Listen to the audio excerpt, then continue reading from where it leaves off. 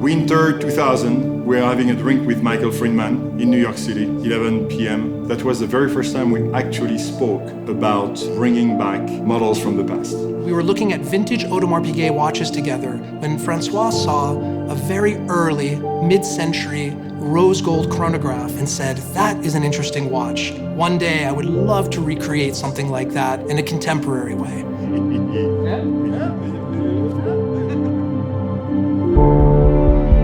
When Audemars Piguet began preparations for the Musée Atelier, we knew we wanted to celebrate with a timepiece. Many watches in the heritage collection could have been the basis for the first Remaster 01 project. However, this particular chronograph in 1943 was a unanimous choice. The design and form of the watch is very esoteric and unusual. It combines case materials. The dial has so much character and so much life.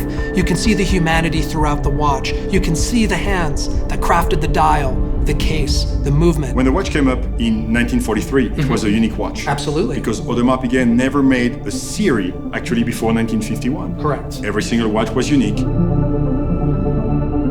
The goal was to readapt, if you want, completely the vibe from the 1943 and bring it to 2020.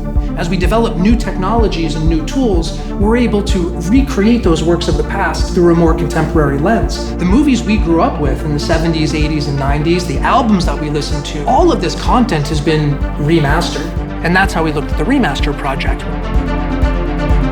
First and foremost is the size. You see it right away. The original is 36 millimeters, the remaster is 40 millimeters. The original has a manual wound movement. Remaster 01 has a self-winding flyback chronograph movement, brand new generation. This is really how the watchmakers of today were able to put their thumbprint on this project. The new movement, as well as the hand finishing of the case, the recreation of those vintage aesthetics on the dial, and producing a contemporary dial that at a quick glance feels like it could have come from the past.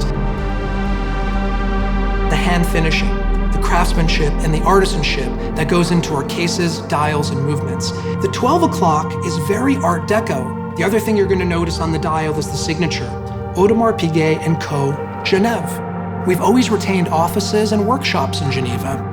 The 45-minute indication on the 30-minute register. The third-generation family member, Jacques-Louis Audemars, was a huge fan of football, and he wanted to time halftime at 45 minutes. This is what we mean by being in the hands of the founding families, with each generation very, very close to the day-and-day life of those working at Audemars Piguet.